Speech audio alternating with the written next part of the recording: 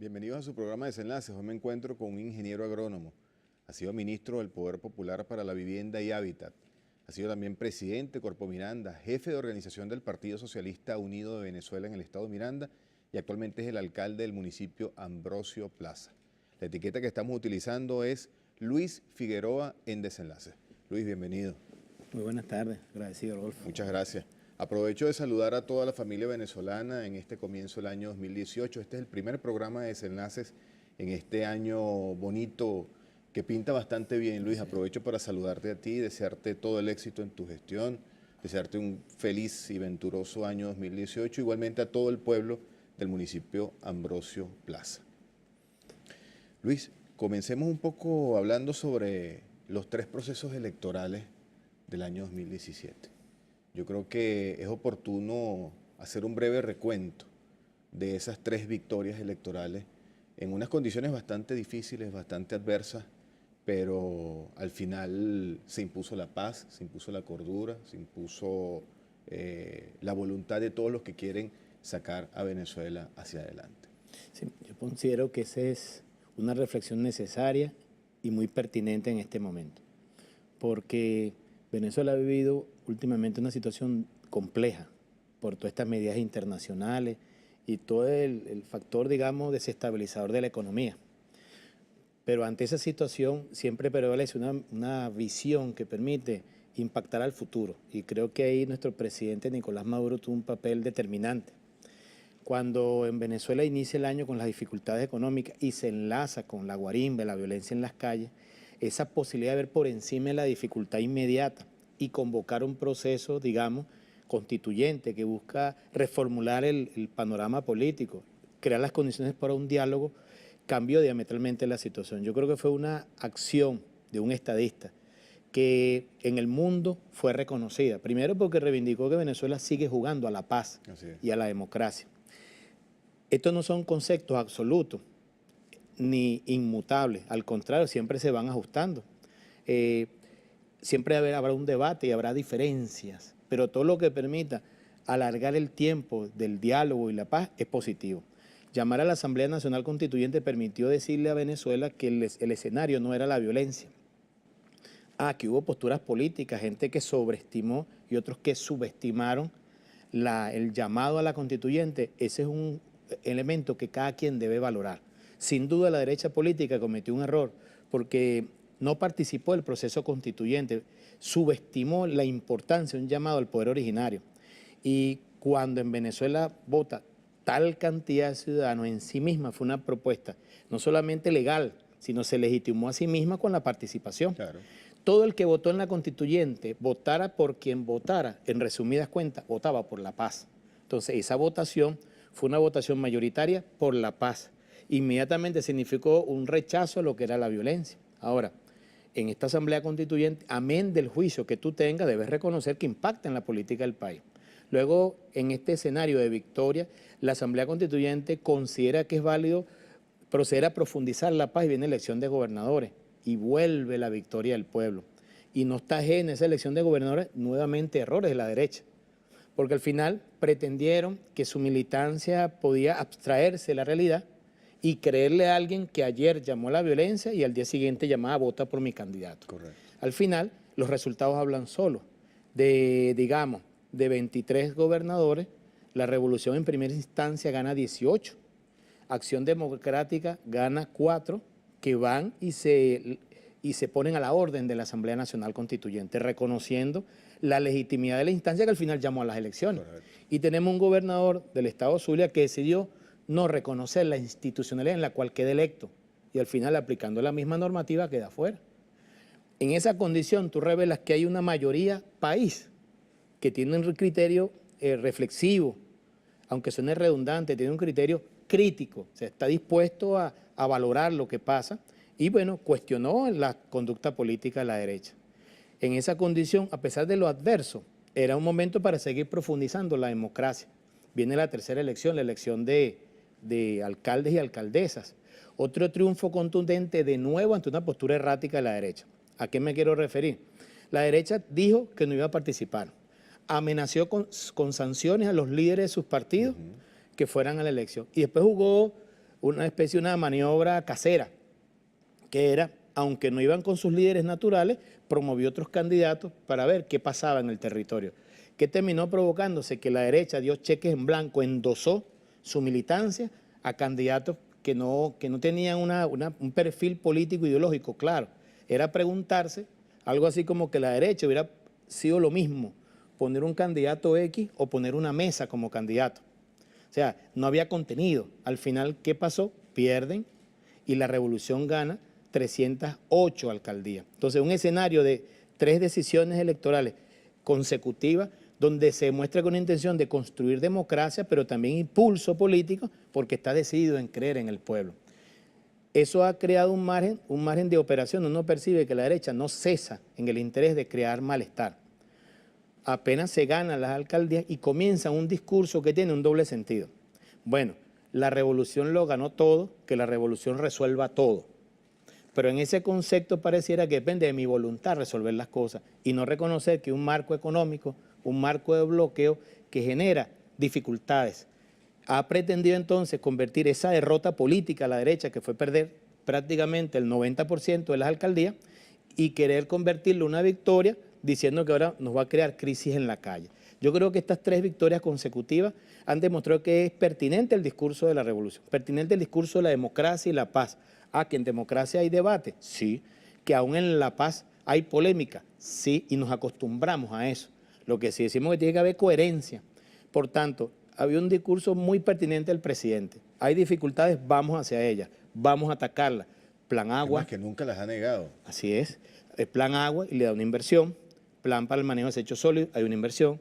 El plan para el asfaltado, hay una inversión. El plan para la iluminación, hay una inversión. No niega la realidad del problema, pero reconoce que ante una situación de bloqueo económico tienen que ser políticas nacionales las que den condición para que un alcalde resuelva. ¿Cómo yo ilumino las calles si no tengo apoyo de mi presidente y de nuestro gobernador? ¿Cómo yo logro asfaltar si no logro un alineamiento con nuestro presidente, con las políticas que van hacia PDVSA para que facilite los insumos y con nuestro gobernador para el tema del manejo de las canteras? Y que me permita tener una mezcla asfáltica para poder asfaltar las calles. Es una coherencia en el planteamiento. Entonces, ¿qué podemos decir? Estas 3 victorias nos han educado. Creo que es un momento complicado, país, porque estamos asumiendo las tareas y tienen sus dificultades. Pero yo creo que es el mejor momento para continuar, digamos, en esa intención de seguir construyendo paz. Este debate que se hizo el fin de semana recién pasado, el debate para la construcción del Plan de la Patria, por lo menos en Guarenas, hicimos 16 asambleas en 16 territorios sociales, territorios clase media, territorios de nuevo urbanismo, base de emisiones, pero también territorios populares y urbanizaciones tradicionales. ¿Cómo tú concibes que alguien quiera crear una matriz de inestabilidad cuando en la práctica tú ves un pueblo que logra superar su dificultad inmediata y ver al futuro y decir, aún esta dificultad, yo apuesto a seguir siendo gobierno? Entonces fue un tremendo impacto, o sea que veamos que el pueblo no es sensible a los llamados a desestabilización, no es sensible a los llamados al desorden, sino al contrario, es sensible más bien a la necesidad de construir futuro. Y eso fue lo que vimos este fin de semana, por lo menos en Guarena, 16 asambleas, pero en Venezuela son 335 municipios. ¿Cuántas asambleas hubo en Venezuela? O sea, ese fenómeno político, ¿cuánto debate hubo? Y cómo eso al final impacta a la opinión pública. La opinión pública, los que quieren generar matrices de opinión, tienen que reconocer que este es un pueblo que ha aprendido. Y en las asambleas para discutir el plan de la patria había población que no era chavista, que quería escuchar, quería discutir y darse cuenta que no va a ser en el contacto de choque, es que tú vas a resolver el problema. Ahí necesitamos un alineamiento superior.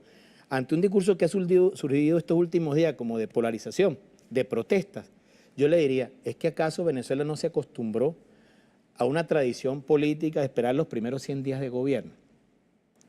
¿Cómo justificas tú que si estamos recién electos haya factores interesados en el desorden?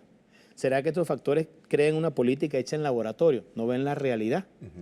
Y entonces pensamos que este debate, el plan de la patria, es expresión de eso, un pueblo que quiere confiar, que quiere que lo tome en cuenta y quiere opinar. Entonces, lejos de generar un ambiente de inestabilidad, hoy es el momento de un ambiente de paz. Ahora, Luis, rápidamente para irnos al corte, ¿tú no crees que al principio de tu análisis hablabas de que hubo una subestimación del proceso constituyente?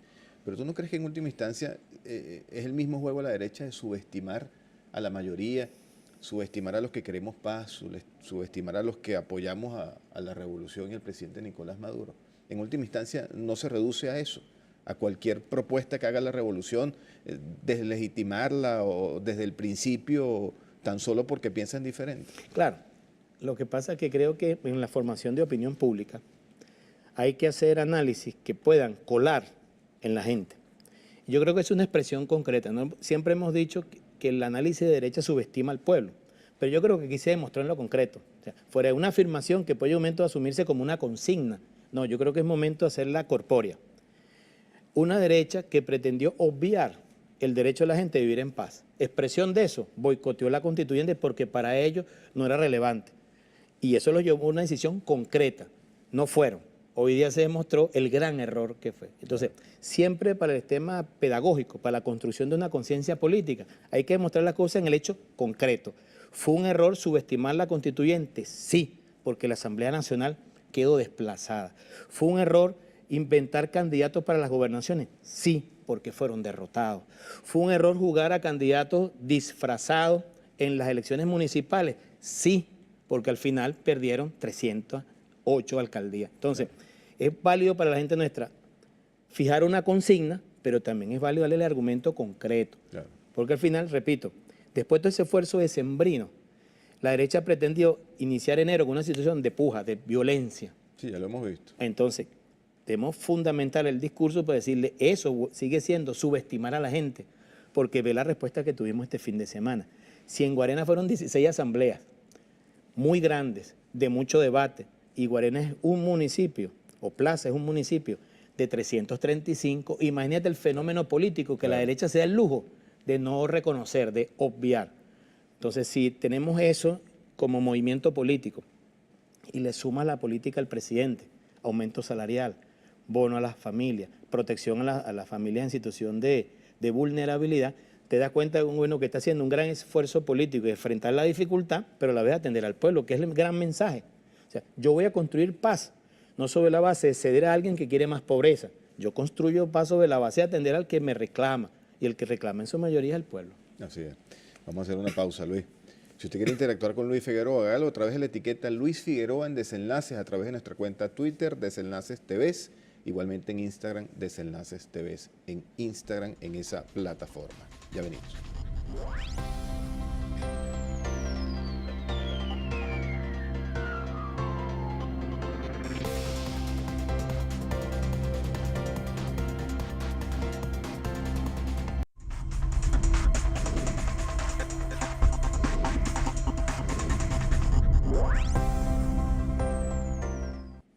Seguimos con más en su programa Desenlaces con nuestro invitado, el alcalde del municipio Ambrosio Plaza, Luis Figueroa. La etiqueta que puede utilizar a través de nuestra cuenta Twitter Desenlaces TV es Luis Figueroa en Desenlaces para interactuar con nosotros y hacer cualquier pregunta o sugerencia que tenga a bien hacer. Luis, nos dimos cuenta que pudiste articular con los planes del gobierno nacional para el municipio Ambrosio Plaza en el tema de las Navidades. Cuéntanos un poco cuáles fueron esos planes y cómo el pueblo se benefició de ellos. Sí, si algún mensaje dio nuestro presidente Nicolás Maduro, tiene que ver con que hablemos con la verdad a la gente. Al venir de estas elecciones, por lo menos en Guarenas, ganamos con el 73% de la votación. Ganamos en todos los centros electorales, desde los centros de pueblo, de nuestras barriadas, hasta los centros de las urbanizaciones donde permanentemente perdíamos. Eso da una lectura de una necesidad de esperanza, una necesidad de buscar soluciones que nos incluyan a todos. Pero a la vez hay que decirle la verdad a la gente. Nosotros en diciembre reunimos a todas las estructuras de pueblo, CLAP, estructuras políticas y de movimientos populares y le planteamos las dificultades. Pero era para contextualizar cómo se valoraba lo que al final iba a ser nuestra acción. Porque se crean unas matrices de que haber abundancia, cosa que no coincide con la realidad. Si te bloquean los barcos donde vienen los perniles, una oferta de entregarle a todo el mundo no era realista. Jugar a esa expectativa y que otro cubra con las consecuencias era incorrecto. Lo ajustado era decirlo. Nosotros en Guarenas, por ejemplo, ajustándonos a esa realidad, hicimos las articulaciones con la gobernación de Miranda y Pedeval y lo garantizamos, cerrando el mes de diciembre, entregar 38.990 cajas CLAP. Fue un esfuerzo de cierre de año para que la gente sintiera que le llegaba el alimento. Ah, bueno, ¿pudimos abastecer a todas las familias? No, porque Guarena son 69.000 familias que son atendidas. Pero significaba que el 52% recibió alimento cerrando año. Bueno, producto de las dificultades. Al mismo tiempo se hicieron las conexiones con el gobernador y nuestro presidente y se les entregó juguetes a los niños. ¿Cómo? Por un mecanismo donde los CLAP hacían el censo de 0 a 10 años. Entonces, ya la entrega de juguetes no era obedecida al criterio de una persona, de un individuo, que siempre genera críticas y malestares porque hay desigualdad. En este caso, se diluye una estructura de pueblo de miles de personas que al final le rinden cuenta a sus vecinos. Se entregaron perniles los que llegaron a disposición. Esos perniles no se vendieron. Se hicieron agrupamientos de 6 perniles y se entregó a cada una de las 246 comunidades. Ante el malestar por esa expectativa de hacer un pernil en su casa, la solución que le dimos, bueno, hagamos una comida comunal. ¿Estás de acuerdo? ¿No estás de acuerdo? Bueno, dilo. El que esté de acuerdo reciba este humilde aporte y haga una fiesta para sus hijos, que sí van a recibir juguetes. Si estás en desacuerdo, bueno, no obstruyas la posibilidad de que alguien lo asuma. Eso nos permitió convertir un momento difícil en una hermosa muestra de trabajo colectivo, porque en todos los barrios y en las urbanizaciones hubo las fiestas de los niños. Algunas el 25 o el 26, otras fueron el sábado 6 de enero, el Día de Reyes. El Día de Reyes. Okay. A la vez se trabajó con el Bono Niño Jesús. Ahí en principio se trabajó sobre la base de atender a la población más vulnerable. Se hizo grandes distribuciones con el Carnet de la Patria a los adultos mayores, a las personas con discapacidad y luego barrio a barrio. Por supuesto, no hay la capacidad de atender a toda la población porque nos entregaron 28.600 talonarios. Por tanto, tenía que ser una labor muy transparente para que la gente sintiera que hubo una distribución con criterio. Ahora, al mismo tiempo, estas políticas navideñas, porque era importante rescatar ese espacio para iniciar este año con una nueva carga de alegría, que al final es un problema concreto, es un problema estratégico, que comencemos el año con energía y no juguemos a la creación de presión para que haya estallido. Nosotros amarramos este tema de las políticas navideñas a políticas de gestión.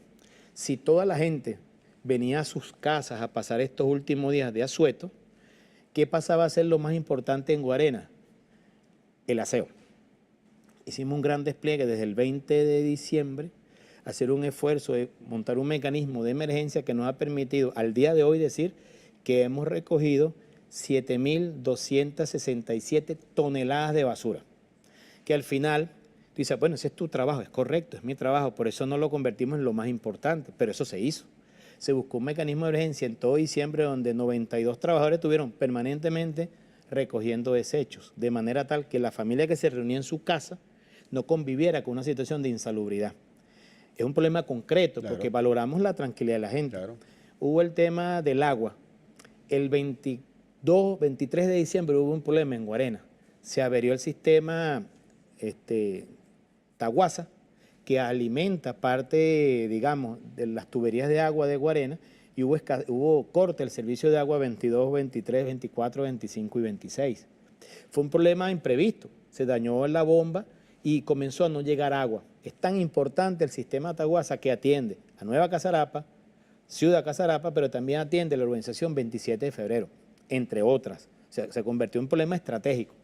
¿Qué decisión hubo en pleno diciembre? Desplegar un plan de emergencia de agua para Guarena, camiones cisternas públicos y privados, para que no hubiese en esa concentración de familias la limitante de una basura en las calles y de una casa sin agua. Entonces, al tema navideño en sí se planteó una estrategia de gestión. A la vez, hicimos reuniones con el factor transporte para evitar que se fuera el ruido que alimentara a la gente. En enero va a haber conflicto por el pasaje. Entonces, para nosotros es un escenario que se mueve. Vivimos diciembre, trabajamos la Navidad, pero nos preparamos ante una coyuntura de posibles dificultades. Basura, agua, transporte. Sobre todo porque contamos con el favor de la gente votó por nosotros. Pero esa confianza se alimenta de gestión y la gestión tiene que estar ubicada en lo que la gente le preocupa. Hay que resolver muchas cosas, hay que atenderlas todas, pero hay que comenzar por algunas.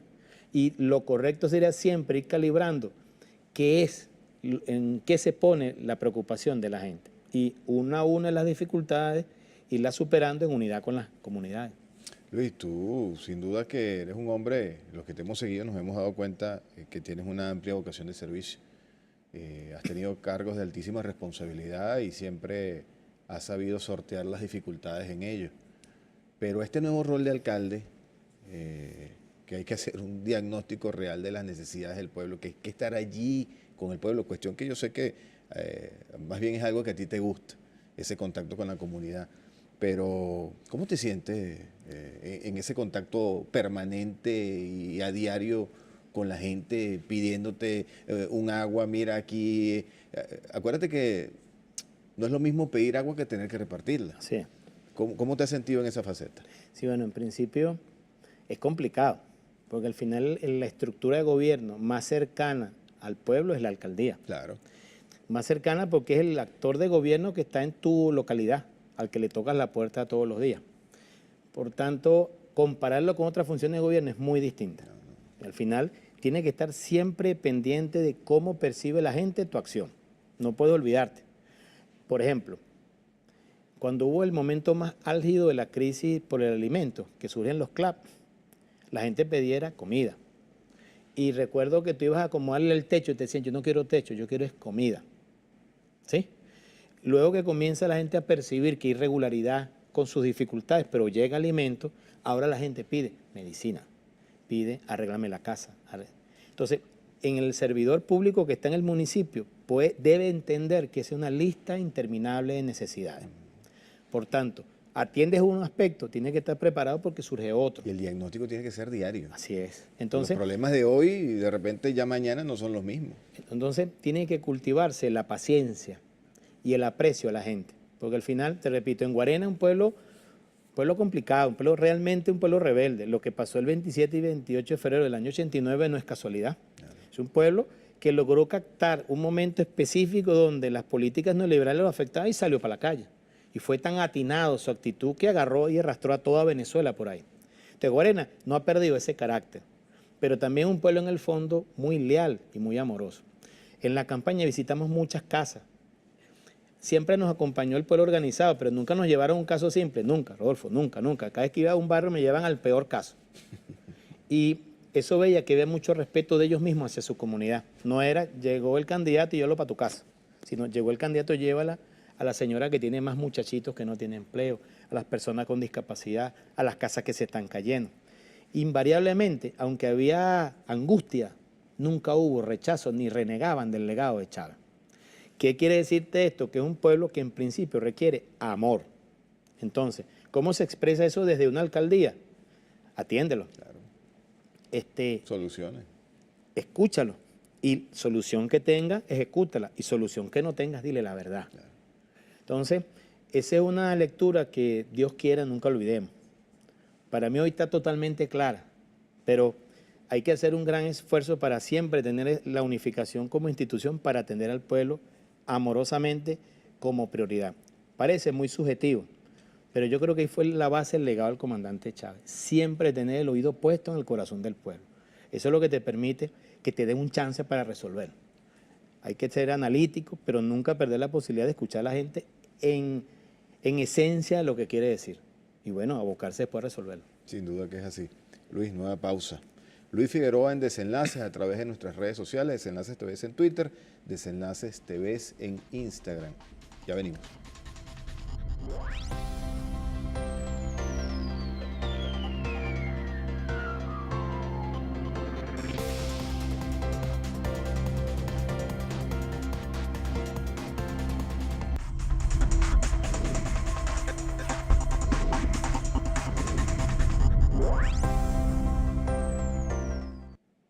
Estamos de vuelta en su programa Desenlaces acompañado de Luis Figueroa, alcalde del municipio Ambrosio Plaza del estado Miranda. Luis, tengo aquí una serie de puntos que yo quisiera que me hicieras unas reflexiones breves sobre estos primeros días de gestión. ¿Con qué te has conseguido? ¿Cuáles son los planes que quieres profundizar? Hablando un poco de ese diagnóstico que señalábamos en el bloque anterior. El tema alimentario en el municipio, ¿cómo se encuentra? En la coyuntura que tenemos país, el tema alimentario está en la mesa, uno de los temas más importantes. Por supuesto, la gente percibe que el gobierno construyó una solución con el tema de los CLAP y la distribución de alimentos. Aunque existe la solución, eso tienes que irlo resolviendo semanalmente. Claro. En Guarenas y en Guatire, el dispositivo nacional que nos ayuda con el abastecimiento es Pedeval, un gran esfuerzo que está haciendo esta institución que depende del Ministerio de Alimentación. Y con el apoyo de nuestro gobernador hemos estado atendiendo de varias maneras este asunto. Entonces, en los últimos 8 días del año pasado logramos entregar 38.990 cajas de alimentos, o sea, atendemos 38.990 familias con cajas CLAP. A la vez, con la gobernación atendimos con bolsas bolivarianas a 5.400 familias de sectores medios.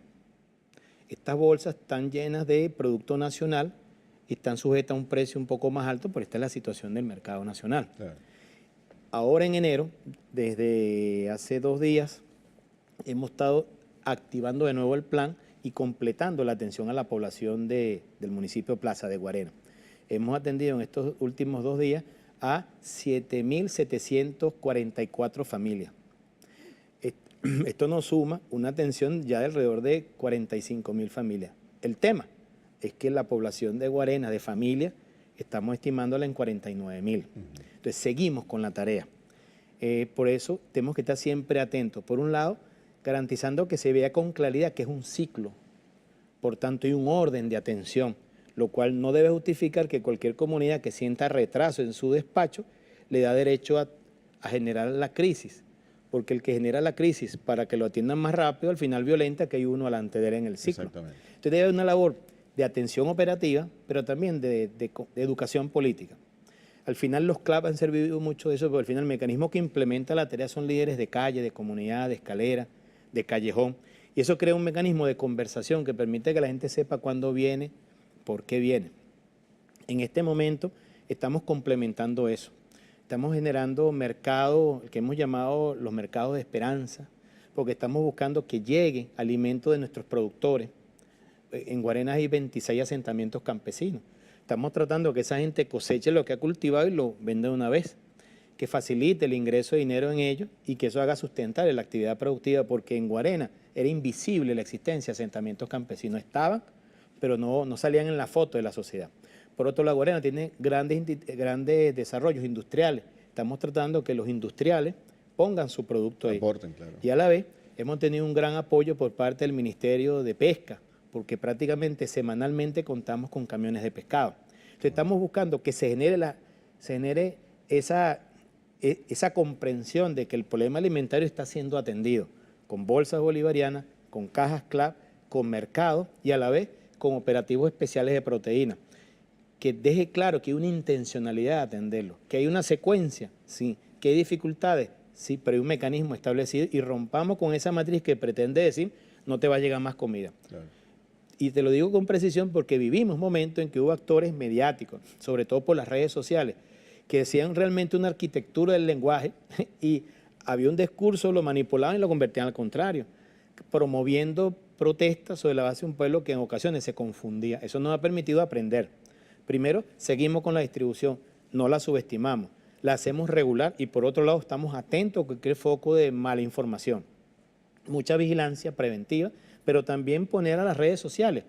¿Para qué hicimos la Asamblea del Plan de la Patria? Para que haya conciencia y que la gente tenga un rol activo en el convencimiento. Otro de los temas que pega mucho es el tema de la basura, te reitero, hemos estado desplegados. El tema del agua, hemos fletado gran cantidad de camiones cisternas para seguir atendiendo ese tema. El tema transporte es un tema que está en la mesa. Hemos estado generando mecanismos de supervisión con la Policía Nacional Bolivariana que tomó el terminal de pasajeros de Guarena para ir generando esa condición de orden. El que salga de aquí cumple con el precio y tratar de eliminar esos que cumplen servicio por fuera, que al final no ayudan a nadie, pues son precisamente los que piratean rutas y cobran por encima. Ahora bien, estamos buscando desplegar otras líneas de trabajo. Uno, por ejemplo, sobre la población que está en condición de refugio, estamos revisando los censos de manera tal que se cumpla la instrucción presidencial de que haya refugio cero. O sea, iniciar la limpieza de esa base de datos para tenerlo una vez preparado cuando se entreguen viviendas nuevas, lograr que la población en condición de refugio vaya a esas viviendas nuevas. E iniciar una política que haga transparente el tema de la vivienda en Guarena. ¿Cuáles son los proyectos? ¿Cuáles son las oportunidades? Que genere entonces la construcción de nuevas viviendas un fenómeno activo de la sociedad. No es sentarnos a esperar que el ministerio las haga, claro, sino que tengamos un municipio activo y una sociedad activa con el tema de las viviendas. Con el tema de las vialidades hay mucha queja porque hay muchas vías en malas condiciones. El presidente orientó la construcción de un plan de asfaltado.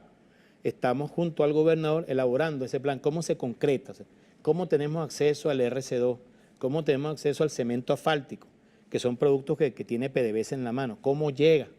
Y aunque la población a veces no lo maneje, el precio de los productos básicos vinculados al asfalto son bajos y los controla PDVSA. El precio del asfalto es caro porque las empresas que controlan las canteras colocan carísimo la piedra picada.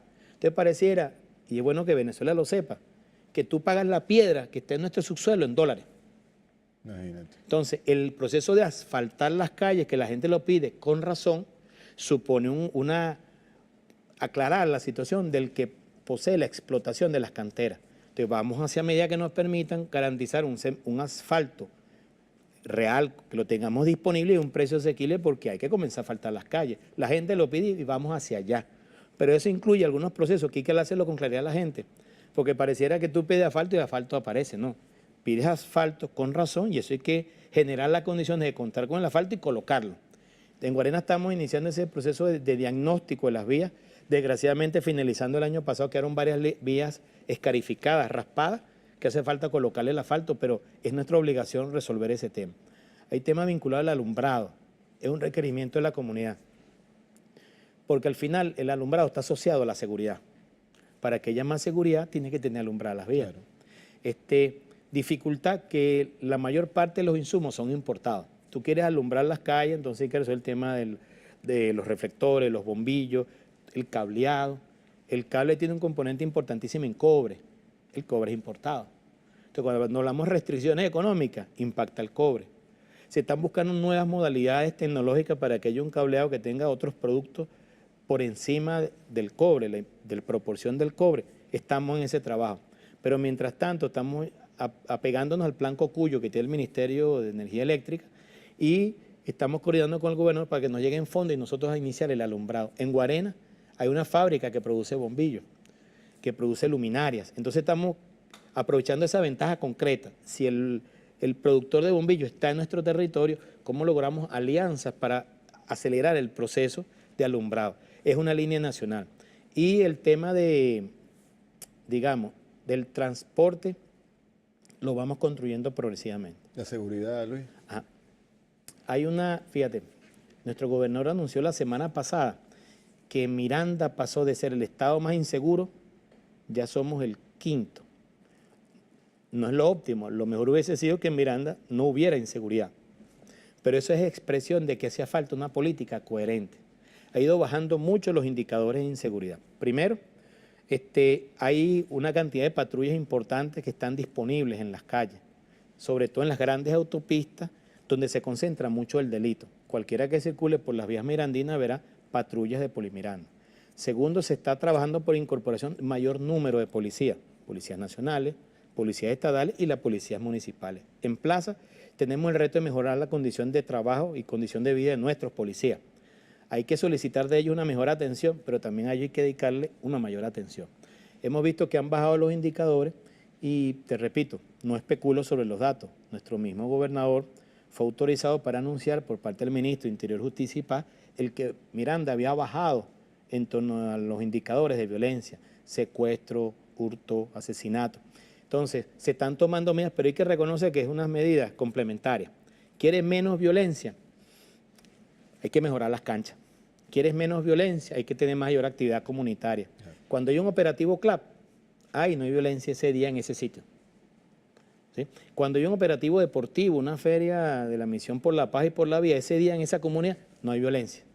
Entonces, se trata de fortalecer las policías, políticas de prevención, iluminar, tener las vías de libre tránsito y otros, generar actividades que reúnan a la gente para tener actividades de compartir que, te repito, elimina llevan a cero la acción delictiva en ese territorio ese día. Así es. Última pausa, Luis. Y al regreso quiero que hagamos una especie de diagnóstico de los principales problemas del país. Sin duda alguna que hemos visto acciones contundentes, la Asamblea Nacional Constituyente y el presidente se ha puesto al frente de la solución de esos problemas, el tema económico. Pero hay otros temas que me gustaría que abordáramos al regreso del corte. Luis Figueroa en Desenlaces puede interactuar a través de esa etiqueta en nuestras redes sociales, Desenlaces TV en Twitter, Desenlaces TV en Instagram. Ya venimos.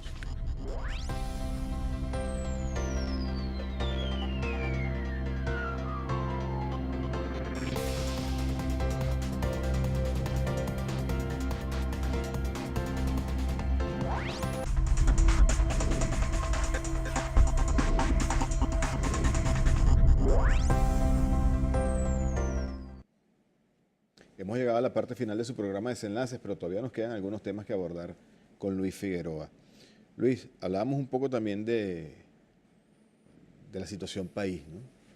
Sin duda alguna, decíamos en el bloque anterior que la Asamblea Nacional Constituyente ha dictado algunas medidas importantísimas para resolver el tema económico.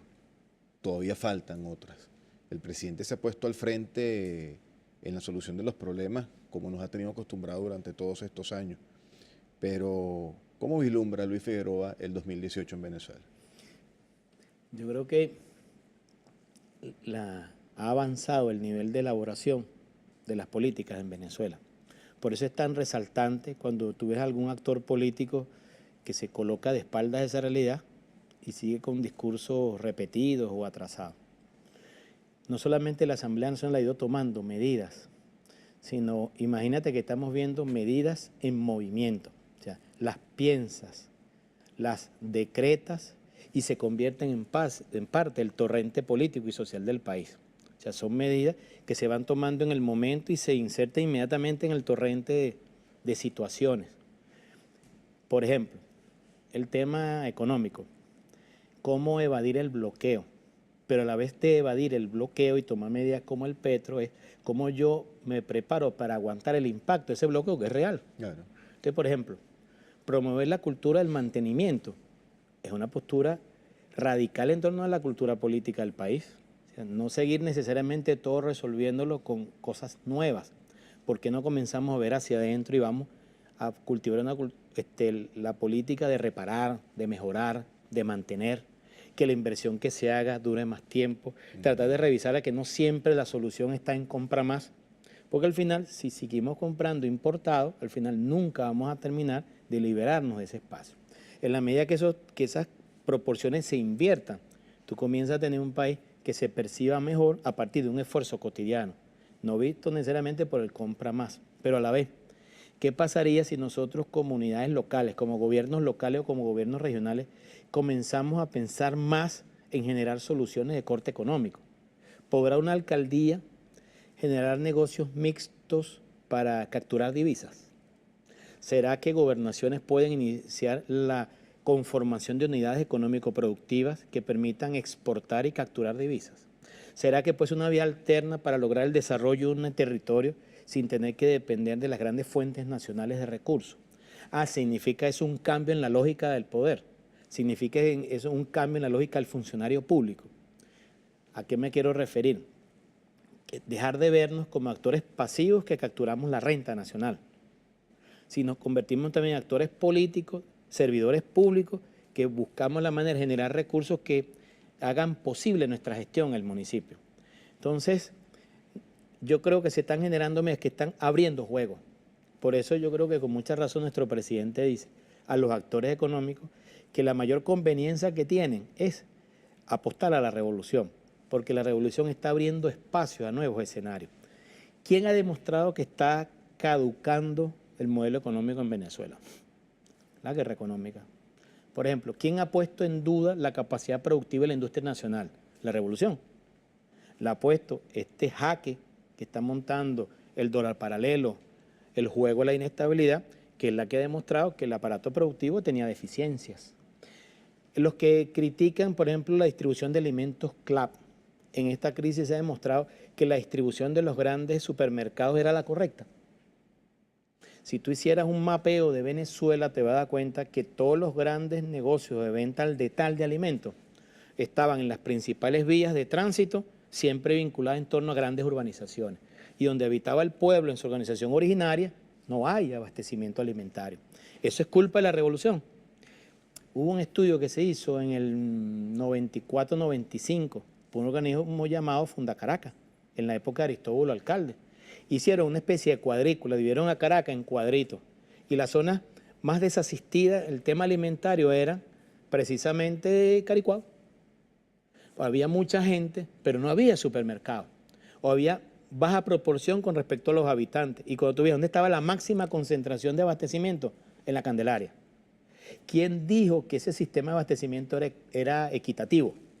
Entonces, hoy día cuestionan una forma de trabajo cuando lo que había antes no resolvía, Claro. lo que había un enfoque sesgado. Entonces, el presidente ha tomado medidas muy audaces, pero sobre todo creo que la principal audacia es que se ha dado la posibilidad de verlas en movimiento. No solamente las declaro, tomo medidas y las firmo para que se ejecuten, sino que las veo en desarrollo. Entonces me permite ver que en cada medida está el pueblo dibujado. El presidente está declarando el bono decembrino, el bono Niño Jesús, el bono Día de Reyes, el apoyo para las madres parturientas, el bono para el parto humanizado, las pensiones. Habrá alguno que dirá que eso es populismo, pero yo me podría preguntar, ¿y no es eso más bien una muestra que tiene un presidente identificado con la necesidad de su pueblo y está buscando proteger la capacidad adquisitiva de un pueblo ante una guerra económica? Es una respuesta concreta. Claro, ahora.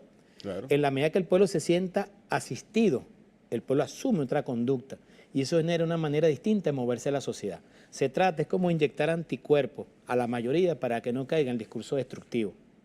Es como si yo combino esos apoyos económicos con exigir que en el territorio los comerciantes cumplan con los precios, o sea, que la SUNDE se despliegue, que sin generar atropellos ni cierres de locales comerciales, sino al contrario, que se garantice que estén abiertos, pero respetando precios. Entonces tiene sentido estos bonos.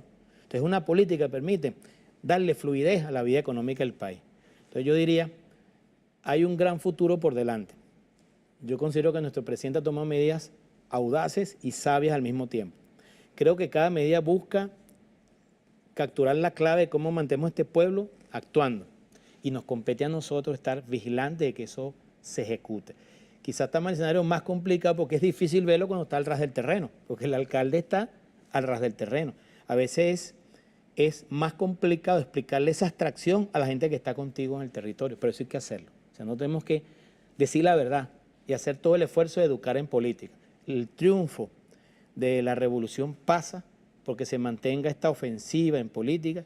A mi modo de ver, lo digo con toda certeza, pasa porque Nicolás Maduro se mantenga en la presidencia de la República y pasa porque nosotros hagamos el esfuerzo serio de educar a nuestra gente.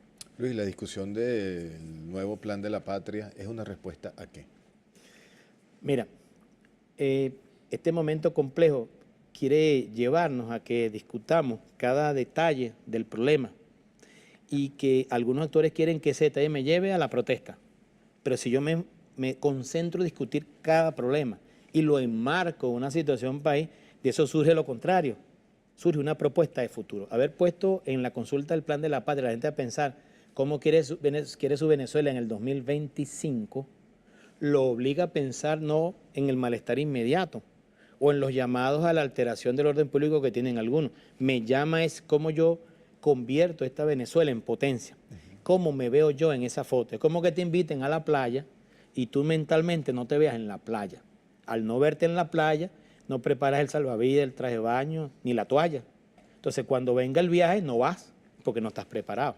Pero cuando la gente desde ya está pensando en el futuro y se ve en el futuro, se hace partícipe, protagonista de ese futuro. Yo creo que esencialmente este llamado es estratégico porque permite construir un plan de gobierno donde la gente se vea.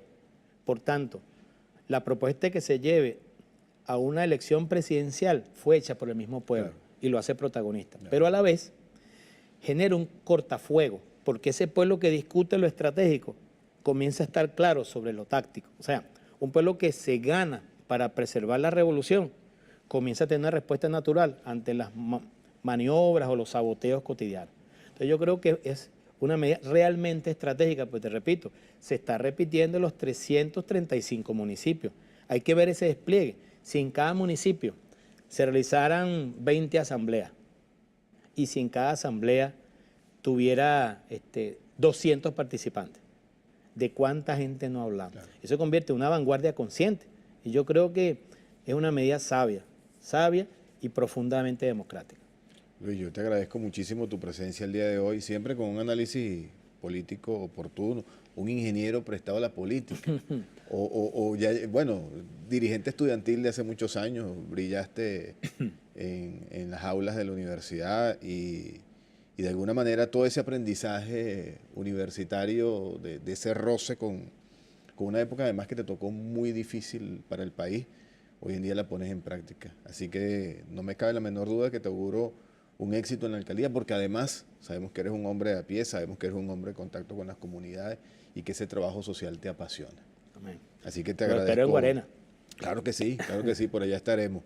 A ustedes les agradezco la interacción que han tenido en nuestras redes sociales a través de la etiqueta Luis Figueroa en Desenlaces. Nuestras redes, Desenlaces TV en Twitter, Desenlaces TV en Instagram.